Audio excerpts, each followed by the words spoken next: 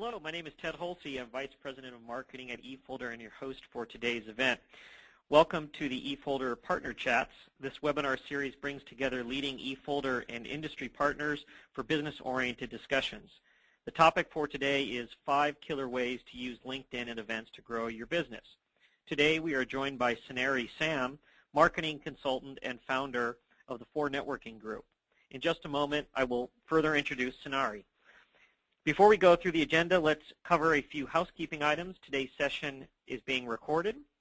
The recorded version of the webinar will be made available on eFolder's YouTube channel. We will also make copies of the slides available to those who attended the event. With over 200 people registered for today's session, we have put all participants in listen-only mode. You can enjoy the audio portion of today's event by either streaming it to your computer or by dialing in over the phone. Questions are strongly encouraged throughout today's webinar. We have planned a special Q&A section at the end of today's discussion, but you may submit them as we go along, and we will try to address your questions on the fly. In terms of the agenda, Saneri will walk through the 5 different ways you can start using LinkedIn and events to grow your business. Along the way, she will do a few live demos of actually how she is using LinkedIn to network, grow her business, and serve her clients. Lastly, she will give some practical tips and advice on how to get started. Now let me introduce our guest. Saneri Sam is a marketing consultant and service provider with over 10 years of experience working in the IT industry.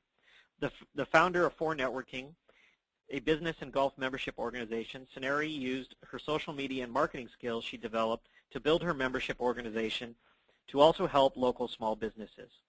Saneri's organization over the past 8 years has hosted hundreds of golf events catering to over 1,000 guests and members. Specific to the IT industry, Saneri has hosted live prospecting events over the past 6 years, attracting over 2,000 director, VP, and C-level IT decision makers. Through the use of social media and websites such as LinkedIn and live local events, her motto is, I get clients to come to you and thank you for your events. Welcome, Saneri. Thanks, Ted. Hello, everyone. We'll go ahead and get started here. As Ted mentioned, I'm a marketing consultant. I'm also a service provider. There are just a couple of links to where you can find me on LinkedIn. I also blog. That's more of a personal blog. And there's also the link to my 4 Networking website. I'll also share this at the end of the presentation, so you'll have access to all of this information. We're going to go over 5 basic ways to use LinkedIn and live events to grow your business. I've been told that a lot of the guests today may not even have used LinkedIn or don't use it very much. So I'll briefly go over what LinkedIn is and how you can use it, but not into too much depth, as that is a totally separate webinar from what we're doing today. So we're going to go over 5 things. How to use advanced searches on LinkedIn, how that benefits you, how to approach prospects that don't know you on social media websites such as LinkedIn, and building relationships with them through LinkedIn as well as live events. A couple of event ideas, and at the end I'll give you some ideas of how to get started, where you should start if you haven't been using LinkedIn at all, or the very basic steps of what you should probably do in the beginning. LinkedIn advanced searches. Who do you want to find on LinkedIn? Many people are not aware that you can find exactly who you're looking for on social sites like LinkedIn. It's very different from something like Facebook, where you can only search for people by name or location. With LinkedIn, I've lost the LinkedIn screen here. With LinkedIn, you can search for people based on their job position, the name of the company they're with, or the type of industry they're in. So I'll briefly go over here to advanced search. If you're on the LinkedIn screen, you can do an advanced search by just clicking this little link, advanced, next to the search icon. And there are all of these different boxes that you can check. So You can go to title. Let's just type in Chief Information Officer. I'll change this to current. Let's even try to find some in the local area here. So I'm going to put in an Irvine zip code and select within 100 miles of Irvine. And let's scroll down here and say we only want companies with more than 200 employees. So we can actually click on company size here. And there are other options that you can select. Let's just start with that. I'm going to go ahead and click search. And here you'll see it gave me 339 results. Now, obviously, this was searching for Chief Information Officer. I can type in CIO, CTO, Chief Technology Officer, lots of different variations of the position you're looking for, and get different results or have an overlap with the results as well. So this is an advanced search. Now I'm going to take a brief step back here for anyone here who is pretty new to LinkedIn. LinkedIn is a network, but it allows you to go deeper into your connections. So let's say you're connected to 10 people on LinkedIn. You're actually able to search out the connections that those 10 people are connected to, and then another layer of connections that they're connected to. So you're able to do a search that's 3 layers deep. I have about 4,000 connections on LinkedIn. So when I'm doing an advanced search where I want to be very specific of who I'd like to find, I pretty much get good results. So I use the example, I searched only within 100 miles of the Irvine area. And for a very specific job title for companies with more than 200 employees, I got 339 results. However, if you're connected to only 2 people, and those 2 people are only connected to 5 people each, and so on, you might not get 339 results. You will perhaps get 12, or maybe even 0, who knows. But that's the power of LinkedIn. It helps you based on who you're connected to and who those people are connected to. Sunari, maybe, sorry to interrupt, but could you explain how people can get access to the premium search options? Yes, because everyone may not be, Yeah, so if you've never noticed or if you've been on LinkedIn and you haven't been able to do these, if you're using LinkedIn for the free basic service, a lot of these advanced search options will be grayed out. You would not be able to select it. So in order to access these features, you're going to have to actually upgrade your LinkedIn account and pay for it on a monthly or annual basis. There are different accounts. I've had mine for quite some time, so if I select my premium solutions from my access to LinkedIn, it's going to give me different options to upgrade. I think the basic one is either $20 or $30 a month, and you get 3 in-mails with that, but you'll also be able to do an advanced search. And speaking on that, if you have the basic account, you can do some searches on LinkedIn. You can add people that you know to your network. You can join groups, which we'll touch on in a little bit. You can start a group on LinkedIn. So you can do pretty much everything, but you just won't get the additional options, such as the additional options to do an advanced search. I would recommend using the free account in the beginning, just until you start getting used to using LinkedIn and you get consistent with using it, and then upgrading once you have a big enough network where it's going to be worthwhile for you to pay for the upgrade.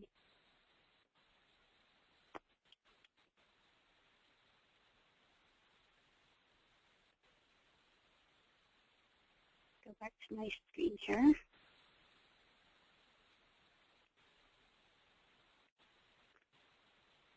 So we're going to go over building relationships on LinkedIn. The first feature I'd like to jump into are groups. It's free to join a group on LinkedIn, and it's free to start a group. You're just limited to the number of groups you can be involved with, which I believe is 50. Or you can start up to 10 groups on LinkedIn. Groups are free, so you can start 10 groups yourself, and it won't cost you anything, and you don't need to upgrade your LinkedIn account to do that. Now, if I've asked people before, have you started any groups on LinkedIn? And most often the response is yes or no, half and half. But for the ones that have said yes, I've asked, well, okay, what are the names of your groups? And a lot of people come back and tell me, well, our company name, which is okay, but you do have a company profile on LinkedIn. The challenge with creating a group with your company name is who is going to join your group. Past employees, existing employees, perhaps some of your existing clients, and that's about it. Are you going to get possible clients, future clients, prospective clients, decision makers to join your group if your group is created under your company name?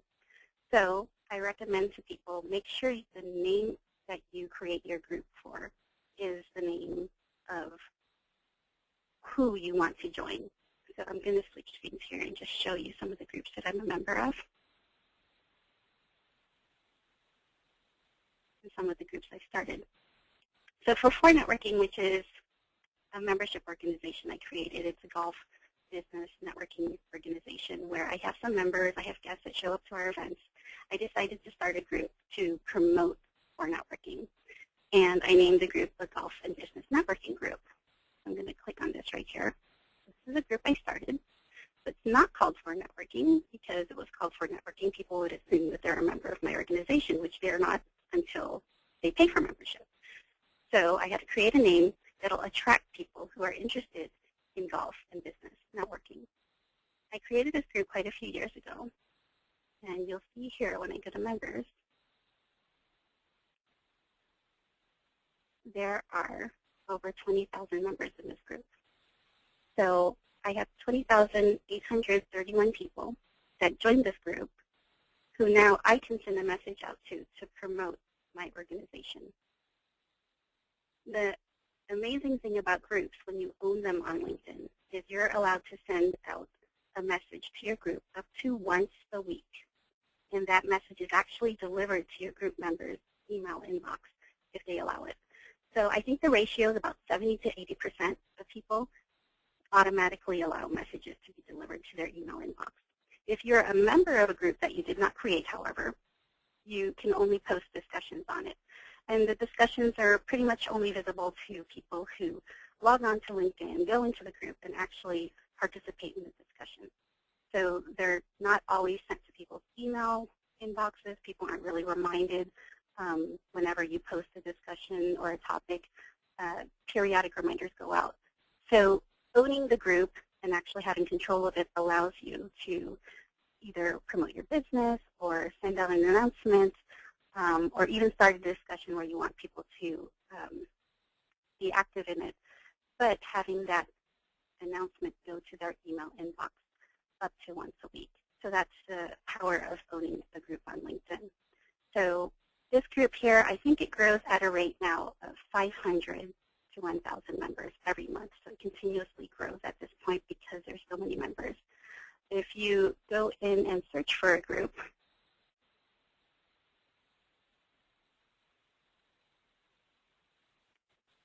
I select a group, and let's just say I search for a golf group on LinkedIn.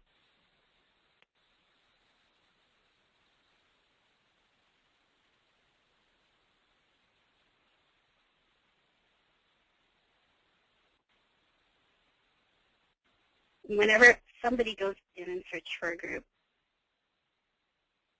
using a generic term, they'll be provided with a list, and the list is sorted in descending order. So whichever group has the most number of members, as you can see here, another golf group called Linked Golfers has almost 24,000 members.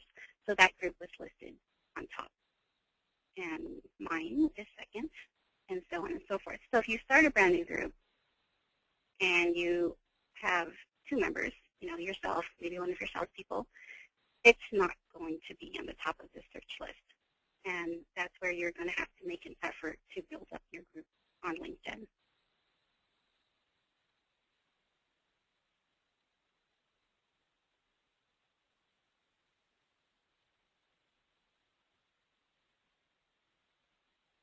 I'm going to go ahead and talk about events. There's a bit more detail. We can go into groups, but just to keep the flow going, if you have any questions about groups, we can come back to that. So as far as events go, I like to host live events. Like I has mentioned, my motto is I bring your prospects to you, and they thank you for it. So just like today's webinar, it's an educational event. You probably would not have hopped on to the webinar if Ted had promoted it and said, hey, Zinri is going to jump on our webinar and tell us how much she charges for consulting services. So I wouldn't suggest you promote an event where you are trying to give a sales pitch for your services. But if you create an event and it provides an educational topic, something that your prospective clients want to hear about, something that's important to them, important to their business, important to their role, their position, and helping them become successful, then they'll be more inclined to participating in the event and coming out. And the reason why I really like to do live events is because it gives the salespeople an opportunity to shake hands with the decision makers and the prospects that I get to come out to these events. So I work with a lot of IT companies, and I know it's not easy to cold call. I asked one of the CIOs that came out to one of our events and said, well, how many cold calls do you get? How often does your phone ring from, from resellers, from companies that are trying to sell you something? And he said at least 20. But of course, he ignores most of those rings if he doesn't recognize the number. So 20 a day, that's 100 a week. That's 400 a month at least. And it makes it difficult for the salespeople who are making these phone calls. But if they're able to make phone calls saying, hey, there's an event coming up, we're going to talk about some changes in these solutions that may affect your company. It's just a 2-3 hour live event. If you want to come out, lunch is included, blah, blah, blah, blah, blah. And that's it, keeping it really short. If they're interested in the topic, it's a free event, then they may actually come out to it. There's no sales pitch, there's no appointment setting, there's no, I want to send you a brochure, nothing like that. So if the person actually shows up to the event, they get to hear some information that they're interested in, sit next to maybe an existing client. If you get some of your existing clients mixed in with some prospective clients, they're walking, talking testimonials. So these people, can actually mention, oh yeah, I know the speaker, they help us with whatever they do for us. And it actually gives you a great image. You're a professional in your industry. You're, being rated by your existing clients who you might even invite to share on their case study or something like that of how you complete your project for them. And then your salesperson might be sitting at the table with these prospective clients, existing clients, building relationships, shaking hands. And that's really all the live events are about. You just want to build the relationship. So we start with the groups. We create groups, get people to join these groups who we know or we don't know. And we use those groups to help promote our events. We don't use a group to, say, hey, we have a package offering, or hey, we want to set an appointment. We don't do any of the normal stuff that you want your salespeople to do on the phone. We're really just helping provide educational opportunities to the members of the groups, which includes our live events. And once you have your live events, now you're able to shake hands and build a relationship face-to-face with these people that come out to your live events.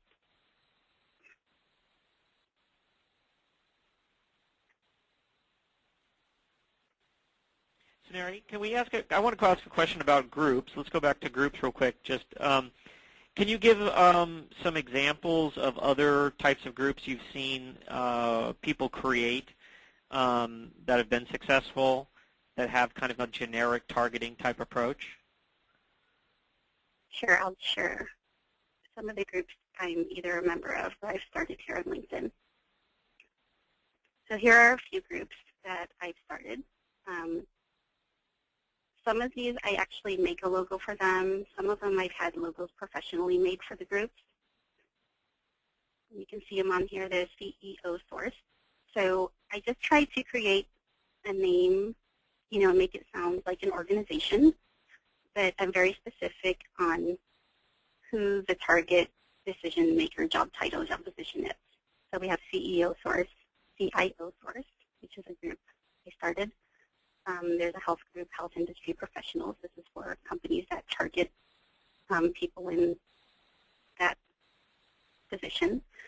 Orange County Human Resources, which is actually very localized. So this is focused only on Orange County, on people in human resources, which is a great target for, say, somebody who sells health insurance benefits or someone who does payroll processing. They're trying to target the human resource decision makers. They also have Orange County Public Relations Professionals, Southern California Sales Managers Group. So these are all groups. These are all groups that you've actually formed. Yes. So these groups and these are groups that you have clientele who are targeting either these verticals or these types of individuals, and so you want to form these groups and build them up as a way to then promote events that your clients want to be hosting. Yes. So these groups I started for my clients, not for me. The only one I started for me was the one on the very top. So I work with different industries. I don't work with just IT. So there's companies that I work with who I target these decision makers for. Right. So I think the takeaway. Yeah. So I think the takeaway for everybody on the phone is, if you've, what is your focus for your business? What kind of decision makers do you target? Are you focused on the medical vertical? Are you focused on, lawyers, accountants? Are you focused on? Do you support certain vertical applications that are important for certain departments inside of a company? And you can, so it's kind of like a matrix. And so you want to, a great tactic of using LinkedIn is to form these groups and to build a group where people have an affinity, and the affinity is also your target. And then this becomes a way to educate, connect people, become a thought leader with this audience. And then on a very practical level, you can, events that you're putting on that are of an educational nature that target these audiences, you can then go in and promote these sorts of events with these groups. Yes. So that's the focus, is getting the right people to join your group. So the group can, it doesn't need to have your company name on it, your company logo. It's really just a group. So if you look at it that way, you can create multiple groups. So let's say you want to create a group that targets, the Chief Information Officer, then create a group for them. But if you want to target perhaps a certain technology, so I also have, the Unified Communication Strategy group here, which is one of my clients' group, or the UC Management group. So if you think your clients are interested in a certain topic, you can create a group based on that topic. So like I said, you can create up to 10 groups, and initially you'll want to get people to join those groups. You can do that by either sending out an email blast to your existing database of clients and prospects and telling them, hey, we have this group. These are the topics we'd like everyone to discuss in these groups. If you're interested in joining, here's the link to the group. Get it started, and at some point, hopefully, the group will start generating growth on its own, where you don't constantly have to promote it and get members to join. When that happens, you've got prospects coming to you without having to ask them to. Saneri, what kind of content, you mentioned that you can send out a one post a week. What kind of content is useful and educational for the audiences in these groups? Well, that depends on what the company wants to do. If the company is very good at blogging, we can send a link to the blog, post a brief mention of, the initial content of the blog, first paragraph. Mostly, I just promote events. So if we have an event coming up, I most often will just send an announcement of the upcoming event schedule, upcoming webinar schedule, and so on. I don't normally send out a lot of content, a lot of information.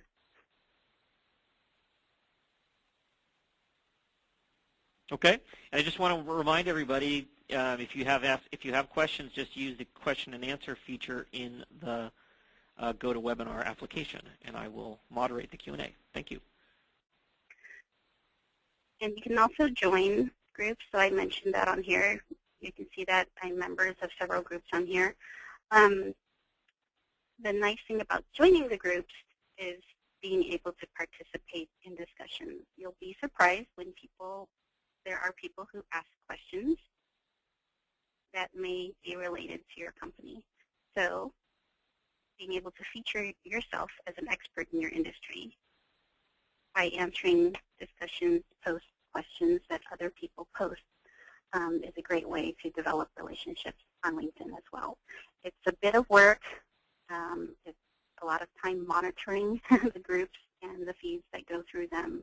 But if that's something that you are okay with being actively involved in, then that's another way to build relationships on LinkedIn. I call it midnight work. So don't do it during your pay time when you're trying to talk to clients during business hours. Approaching prospects. This one is an interesting topic. Have you ever gotten an email from someone you don't know, and it's 5 paragraphs long, and they're introducing themselves, talking about who they are, what company they're with, what they do, maybe list a couple of their clients, and then asking you if you want to talk to them about their services or for them to provide a quote, etc. Do you ever answer those emails? Probably not. I know I don't. They're basically, spam. It's a sales pitch. And LinkedIn works the same way. If you are trying to contact someone you don't know on LinkedIn, you want to make sure that you don't do that. Don't send out a big 5-paragraph message to them that basically gives them a sales pitch. I keep my approach to people who don't know me very, very, very short, and it works very well. Make sure you're doing them a favor, and I'll explain how you can do that. Like I said, don't give them a big introduction of who you are. Don't give them a sales pitch. And I'll go back here so I can show you how to do that. So let's say we try to find someone here. And this is something I forgot to touch on. In LinkedIn, you're able to send messages to people who are connected to you directly.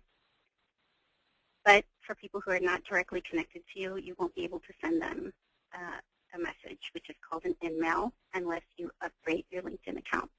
And I think the basic upgrade allows you only 3 in-mails a month and a certain number of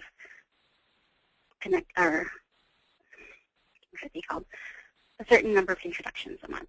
So you can send a message to somebody, let's say, I know Ted, and Ted is connected to John, and I'd like to send a message to John. What I'd have to do is write up my message to John and say, hi, John, I really want to talk to you. You have a service that I'm interested in.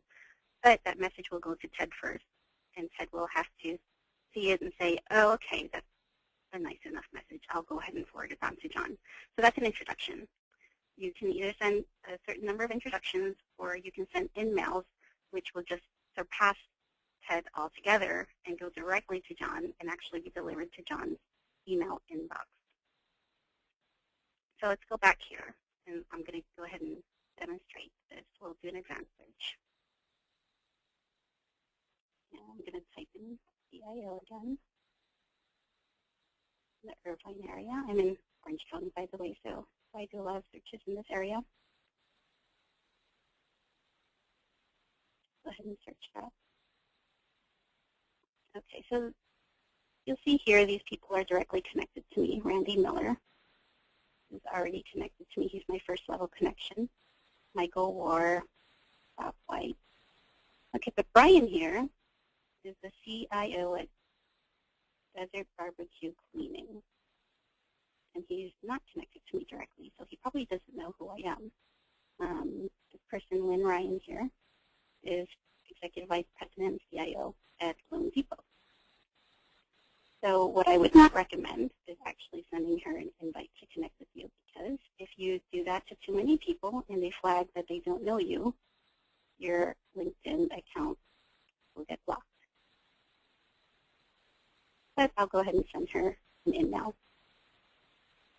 So you can see here, it creates a message right here in the bottom that you have 75 email credits available, and my feedback score is 5 stars. So I get very few complaints. And I can type in my number here and say I want expertise request and subject. CIO source group. So this is what I do to get people I don't know to join the groups I've created on LinkedIn. I'll just keep it nice and short. Hi, Lynn. Notice your profile. Thought you may be interested in joining the CIO source group here on LinkedIn. And I'm going to copy and paste the group's link on here. Just type that in and click send. So I'm not going to do that right now because I didn't copy and paste the link of the group. And that's really it. Nice and short. I'm doing her a favor. I did not explain that I don't know her. I did not explain who I am and what company I'm with, what services we provide. I did none of that. I just kept it really short and said she might be interested in joining the group. Half of these people will ignore you, but the other half you'll get a response. Thanks. Okay. Or sure, what group is it? So you would think that people would just click on the link and go to the group, but oddly enough, some of them don't. So that's pretty much it. And like I said, very few complaints, very few people reporting that they don't know me, just because I'm doing a little favor and inviting them to join the group. So I'm using the in-mails, which are very expensive. You have to upgrade to get them, and there are different tiers and levels that give you different numbers of in-mails each month. If you don't use your in-mail allotment 1 month, so as you can see here, I have 75 in-mail credits available. So that means I did not use my in-mail credits from last month. They actually do roll over to the following month, so they're not wasted, which is a really neat feature that LinkedIn provides. But you want to make sure that you use them to the best possible capacity. So from what I've experienced with LinkedIn, rather than sending out an email and inviting somebody to an event, because 95% of the time they either can't make the event or will ignore the message, now you've wasted your email because you haven't captured them. You haven't gotten them to join a group. So in order to contact them again, you're going to have to use another expensive email to send them a message. But if you send them an invitation to join your group, and half of the people that you send an invitation to actually join your group, now you've captured them, and you're able to send them a message every single week at no additional cost, promoting any of the events that you're hosting. Yeah, I think, I'd make an observation at this point. The key here is relevance, that you need to, when you're promoting the group, it's got to be relevant. So if we kind of go back to your search, I mean, you did a search where you said, okay, I'm only looking for CIOs. I mean, it seems obvious, but sometimes people don't follow this kind of highly targeted approach. I mean, the results you'll get when you send somebody an invitation to join a certain group, if you've done your homework and if you've used the powerful search capabilities with LinkedIn, then you know you're going to hit home and you're going to have a pretty high connect rate with people. So I think that, to me, is the big takeaway with using in-mails. The other observation I would make is I've actually successfully used them to promote events, which can be expensive, as Saneri mentioned. You only have a certain amount, but if you're being very super targeted, if you're looking for a person in a certain vertical industry and you know their office is only 5 miles away from the Morton Steakhouse, and this is this one guy you've been trying to get, or there's like 10 of these guys or gals that you're trying to reach, you can use an in-mail very effectively to get an invitation under their nose, and it's highly targeted. And again, if it's interesting content that's relevant to them, you've done the homework, you know they're only 5 miles away, and you can use, that's a great way to use an in-mail to get it right under their nose and get their attention, and you can get a pretty high hit rate. And then I guess the other observation I'd make about in-mails is, as Saneri mentioned, when you subscribe to the LinkedIn Premium services, you get a certain amount of in-mails, and you can actually buy more in-mails. You can pay LinkedIn cold hard cash for in-mails, and they're $10 a piece. And the beautiful thing about in-mails is if you send one and the person does not respond within like 3 or 4 days, or maybe it's 7 days, I'm forgetting, it's either 4 or 7 days, if the person you send it to does not respond at all, then they go back into your bank account, and LinkedIn moves them back into your credit bucket. And so they are expensive. They can be highly targeted. You could have different ways to use them. The key is relevancy, but if they don't take action on them, then you get it doesn't go to waste. So that's another really cool feature of in-mails. Yeah, so when somebody receives an in-mail from you, they're given some buttons to select. They can either choose to accept it or decline the in-mail. And once they accept it, then use them. Yeah, and I'll just be totally frank here. I mean, I've run into hot water using in-mails before, and being kind of spammy with them, and what broke and people can ding you. I mean, if you send them a communication that's completely from left field and is not relevant to them, they can mark this as not relevant communication. And Saneri showed that she has 5 stars. I've had a situation where I've moved backwards and lost my 5-star rating because people said I was being too spammy. And really, when that happened, it was because I was sending communications with in-mails that weren't relevant and targeted. I was trying to cast too broad of a net, and so that's the real takeaway, is that people will give you pretty wide latitude if you've done your homework. If they're a CIO and you're promoting the Chicago area CIO professionals group, and you're sending it to a CIO in Chicago, they are not going to say this is not relevant. They may say, I'm not going to join. They may take no action, but they're not going to ding you because it's relevant. Yeah. So that's kind of a key takeaway. And I'm just going to, so Saneri, keep going, and I'm going to monitor the Q&A log here and hit you with a couple more questions in a minute. Okay. So I'm going to talk about event ideas. I did go over this briefly. You'll see on here, just keep it educational. Find something where the time is right, topic's hot, and pick a great location. So you can see that there's an image of the Morton Steakhouse on here. I've done a lot of these, the Steakhouse Lunch and Learns. Why not show up for a free $50 steak lunch that's only going to take up 2.5 hours out of your day when the topic is right? Keep in mind that in your local area, there may be a lot of competition, so these same decision makers are being hit on a lot for these type of events. I've had, because I work so much with Flemings and Mortons, talk to them, and sometimes the hostess will even tell me, oh, are you working with this company? They're hosting a lunch, next week on Thursday, and I'll ask them, well, who is it? And they'll just tell me, oh, Cisco is. And I'm like, oh, okay, well, I guess I shouldn't host an event that week. So it is a challenge if, these same decision makers are being prospected to attend the lunch on Tuesday, Wednesday, and Thursday in the same week. They probably are going to be picky and choosy on which event they attend. So you want to make sure that your topic is in line with what's going on in today's market. And how I recommend figuring this out is perhaps hosting a webinar first, making sure that people are interested in hearing that topic. And if you host a webinar, it doesn't really cost you anything.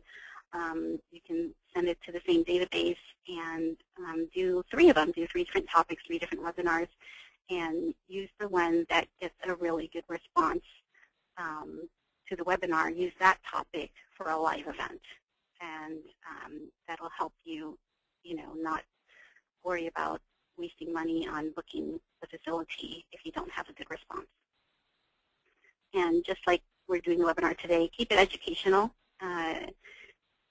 What I've noticed on some of the events I've hosted, and this has been a gripe of some of my clients, is, these same handful of people show up to all of our lunch and learns and get their free steak lunch, but they never set an appointment with us. They've never purchased anything from us. But in this industry, it just really depends on timing for them. If they keep showing up, they're obviously getting very comfortable with you. They're getting to know your salespeople, but they probably just don't have a budget to move on anything yet. Or, their systems, haven't totally died on them yet, so they're not going to be able to get approval from executive management to create a budget to do an upgrade. We've had customers, prospective clients, coming out to events for 2 years, and then suddenly one day they call and tell us, okay, we really need to move on this solution that we know you guys provide now, and we have a budget for it. So, like I've said in the past, the purpose of these events is really to build a relationship.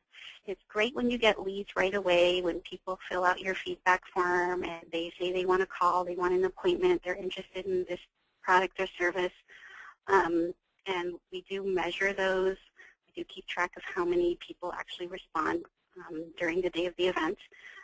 But sometimes companies do respond later when a budget opens up for them. There are some clients out there who don't want to drag you on, which is a good thing because I'm sure a lot of you have experienced that too.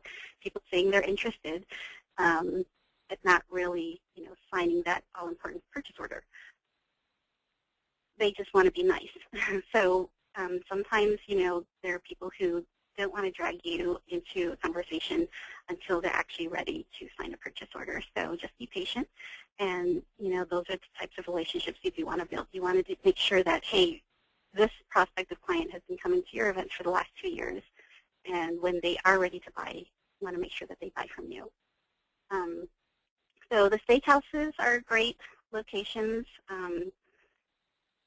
It's going to be tough if there's a commute for somebody, especially if it's a lunch hour event. So you want to make sure that your location is close to a metropolitan area where a lot of prospective decision makers, prospective clients will be, perhaps even close to the freeway, and has ample parking for them. So parking is a big issue. If someone's going to step away from their office for 2 to 3 hours, including their transit time, and they realize, oh, they have to park in a structure and walk down the stairs of the structure to the building of the event, up the elevator to the event, that's going to add half an hour each way to their commute time, adding in a full hour to the actual lunch.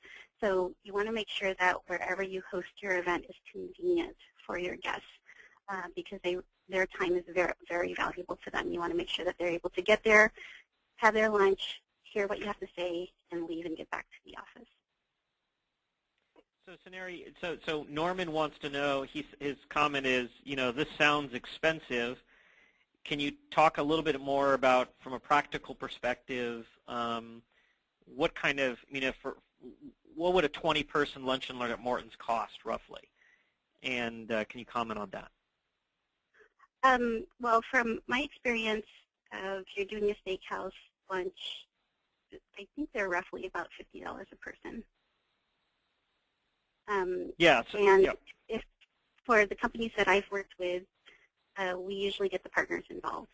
So if it's a company that's selling, I'm usually able to get their MDF or marketing development funds to help kick in to help cover some of that cost.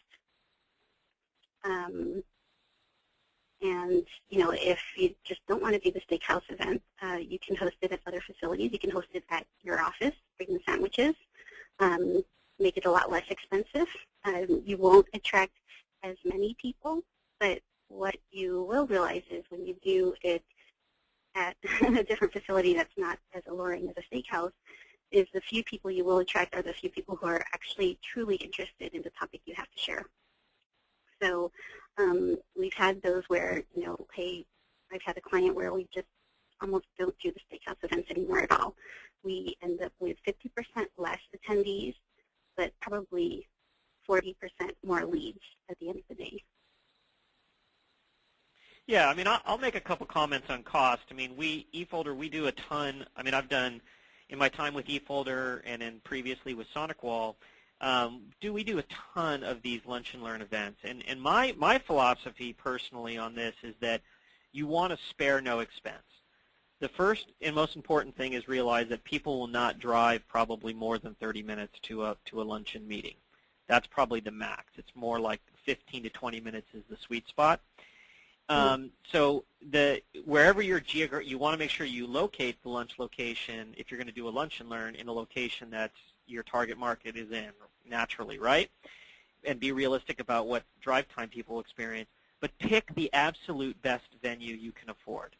And really, you want to pick the top. My recommendation is pick the most expensive, nicest place you can find. It doesn't need to be a national brand chain like Morton's, but it has to be a brand that's known and relevant in the local market.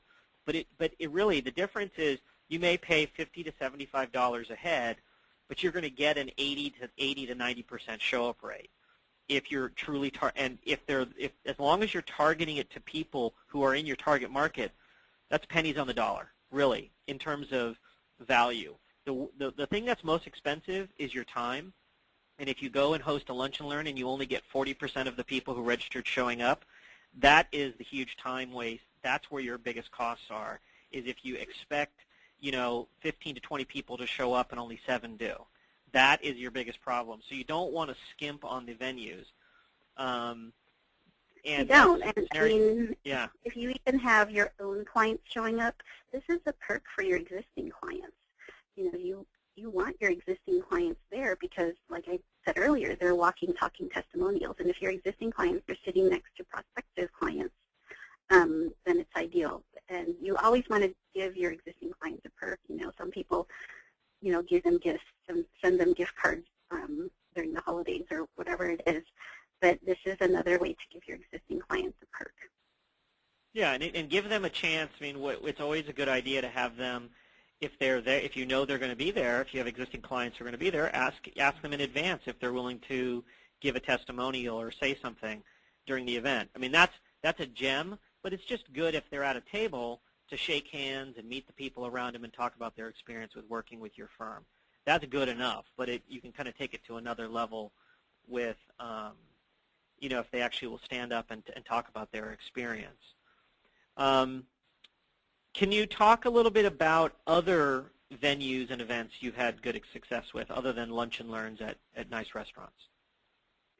Well, we've done the round tables, which people like sometimes. You don't get as many people attend the round tables.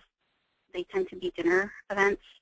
It's more of small group settings, and we let everybody kind of just pick a topic to talk about. Sometimes we'll influence the topic. Let's say, hey, for this month's roundtable, we're going to discuss these 3 topics. Or what I've done is I've had it open where when people RSVP for the roundtable, I'll ask them what topic they'd like to talk about. And sometimes we'll even bring in a guest who's an expert on the topics, and it's more of an open forum. I do a golf tournament every year, which is also a prospecting and client event for one of my clients, and that is a full-day event. So we get people out on the golf course. They're having a lot of fun. The salespeople have their clients in their foursome. but then we have speakers present in the golf club for over either dinner or over breakfast, so that everyone can kind of hear what we have to say there too. We'll bring in a keynote speaker for that. So that's more of a big, full day type of event. Other venues, like I said, you can host it in your own office. You can host it at, if your partners are local to you, such as eFolder, if they have a nice office or demo facility, you can host an event there and have lunch catered in, or just do it in the morning and just have coffee and pastries catered in for the event at their facility. So those have worked out really well too, and especially if you are targeting a specific solution. So if you want to get your clients to do an upgrade, or you really want to get more clients specific to eFolder, hosting it at their venue where they can demonstrate, or whatever it is they need to be able to do it there. Like I said, the nicer the venue, the more response you will get. Oftentimes the topic and the speaker will also influence your responses. When I think I've done, especially with Sonic Ball, this worked really well. I've gotten the FBI to send a speaker out, and they talked about security in business networks, stuff like that, and how the FBI actually gets engaged and gets involved. That attracted a lot of guests, and I've even done that with partners who are not security focused, only because it's the same decision makers. So we still get a good crowd of people out who are the right decision makers, even though it's not a topic or a solution that my client perhaps sells. But because they're out there, again, shaking hands, meeting, greeting, getting to know your firm, and you're providing them something that they're interested in hearing. So the FBI one is really good. It's just a little bit of work trying to coordinate with them and getting a schedule that works with their local representative, their local agent. But they actually do like to come out and do these public events, and it doesn't cost them anything. Yeah,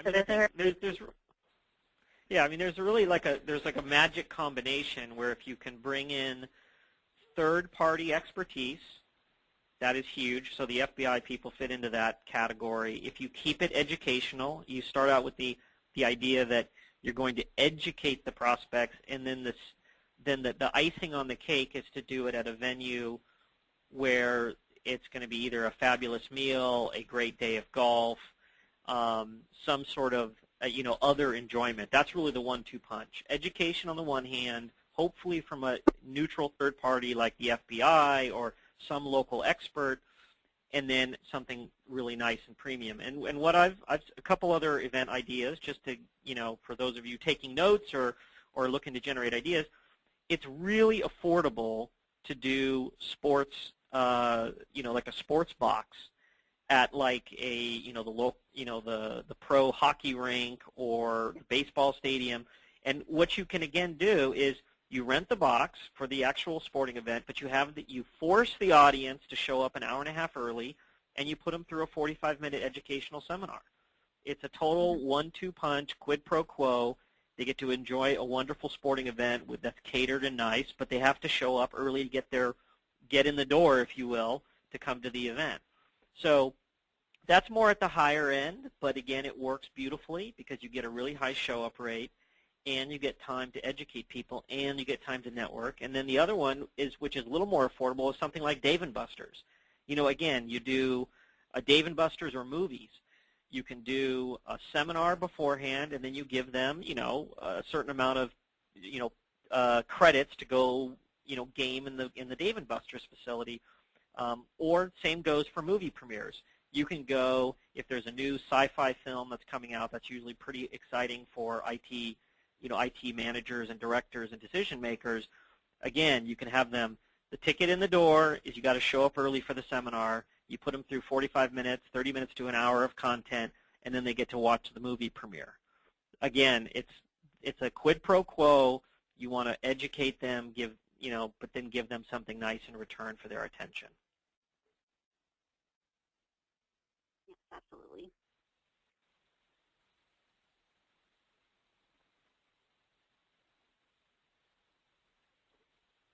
Okay, So getting started. We went over quite a few things. So for anyone that's still on the call, I know this can be pretty overwhelming. But you want to just take it one step at a time. It does take time. And like I said, what's nice about this is a lot of this is midnight work.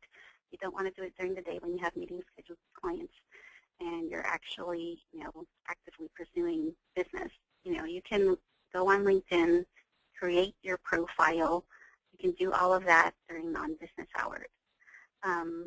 You want to build your network on LinkedIn.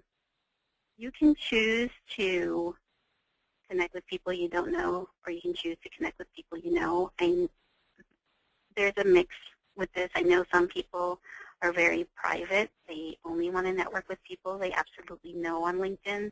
I, on the other hand, because I do marketing, if someone sends me a request to connect with them on LinkedIn, I pretty much always say yes. Until I start getting a whole bunch of spam from that one person, then I will remove them from my network on LinkedIn. But I normally always say yes because I want to be able to do advanced searches and be able to find as many people as I possibly can for my clients. So you want to build your network on LinkedIn. One thing I recommend here, and I'm just going to go back into LinkedIn to show this to you. So let's say you're trying to build up your network. You can either send an email to somebody to add them to your network. But because a lot of people don't use LinkedIn extensively, let's say you have their personal email, say their Gmail email address, but you don't have their work email address, and you send it to them. Now they get a notification saying, hey, someone wants to add you to LinkedIn. If that's not the email that they're using for their account, then they're not going to know how to add you to their network. So you want to find people. So, I just typed in Ted Hulsey. I found his profile. We're already connected on LinkedIn. So let's see. I just look for somebody else. Person's already connected with me. People are similar. So let's say I find, I've been looking for this person named Carrie Wilson. So I can send her an invite to connect through here on LinkedIn. It might ask me to give them the email address, but at least you're sending an invite to the person based on their existing LinkedIn profile.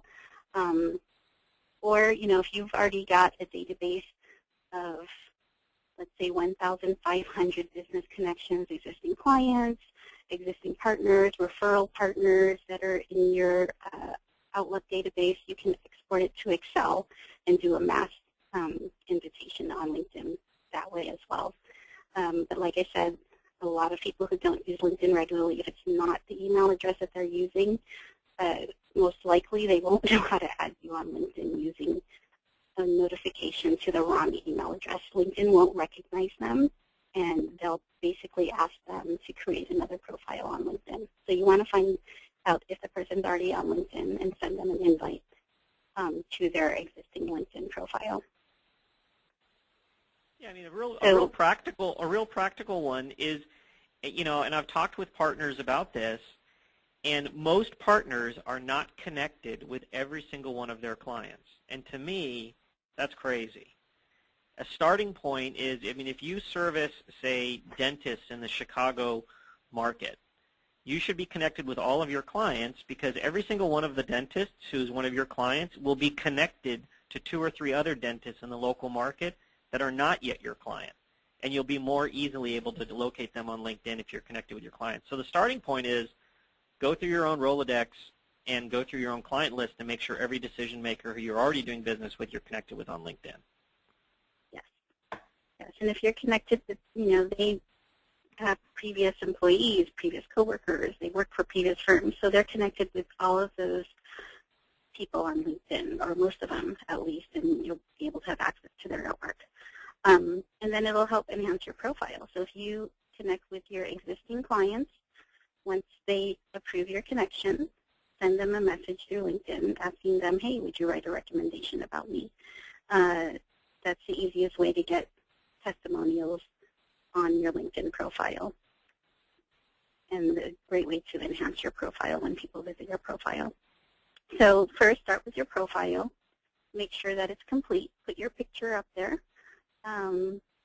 If you don't have a picture, have someone take a picture of you with your iPhone and put that up, and then start building up your network, your connections on LinkedIn with people that you currently know, and then create a group. So once you do all of those things, create a couple of groups on LinkedIn. You can create your groups, have the logos professionally made, create your groups, just create a generic logo.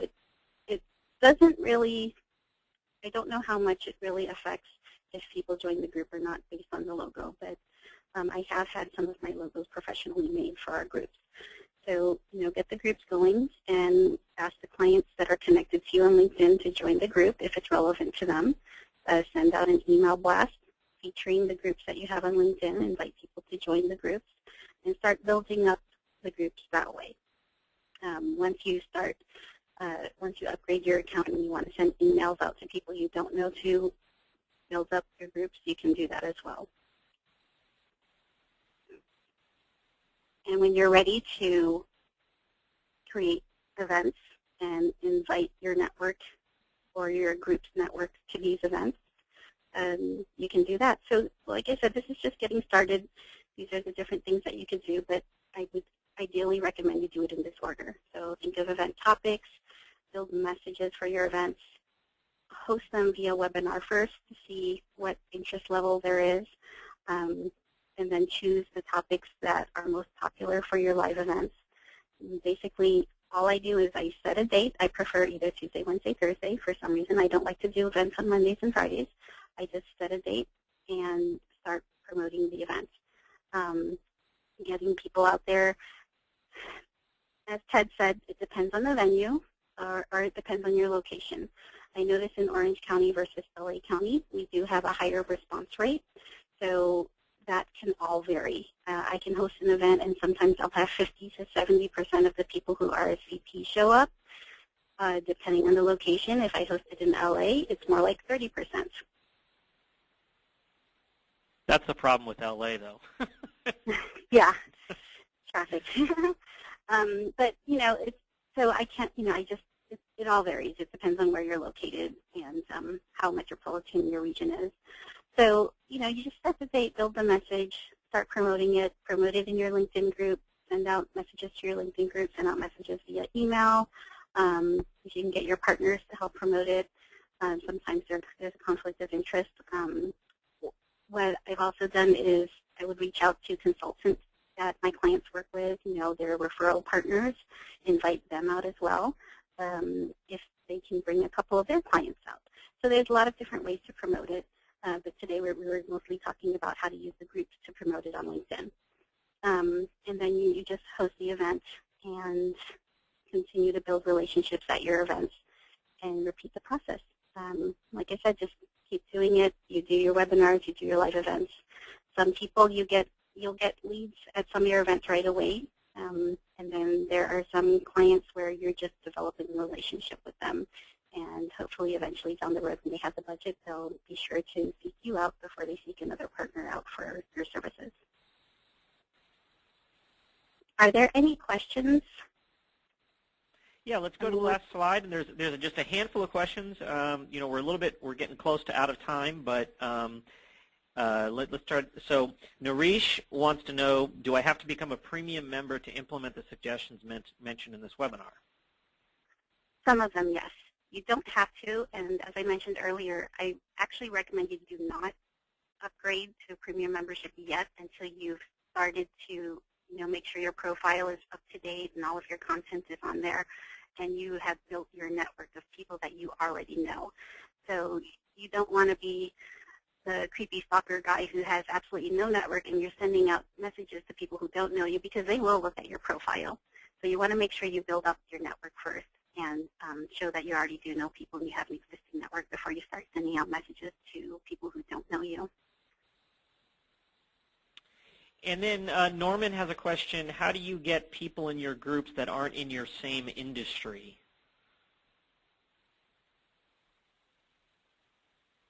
To compete with you? Is that the question? No, I think the question is okay. So you're. I think the issue. Let me try to answer this. I think the issue is that too often people have thought about LinkedIn as, oh, the only people I should be connected with on LinkedIn are people who are also in my similar industry, who are like peers of mine.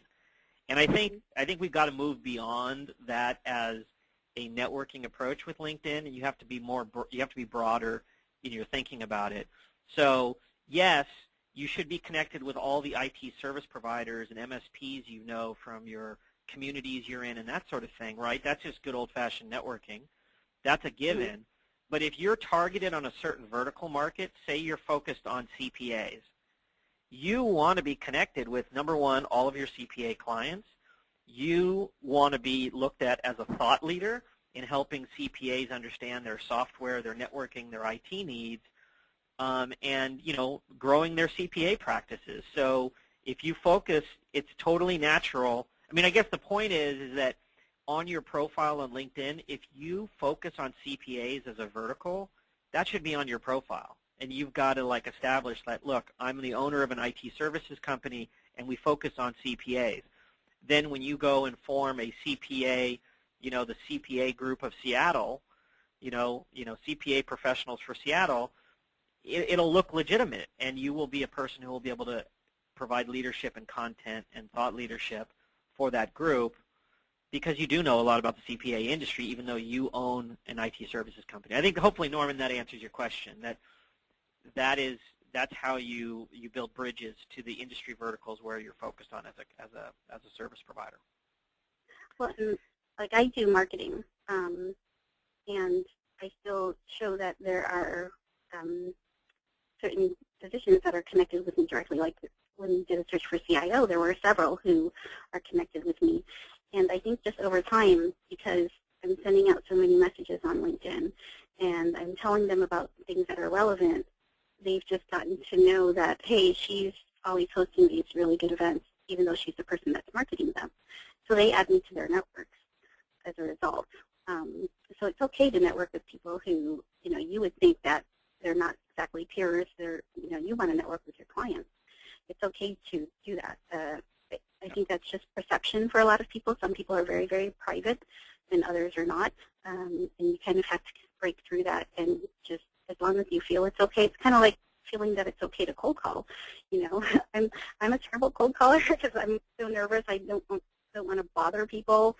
And you know, if you sit there on the phone thinking that, you know, oh, these people don't want to receive my call, they don't want to be bugged by me because I'm a cold caller, then you're not going to do it.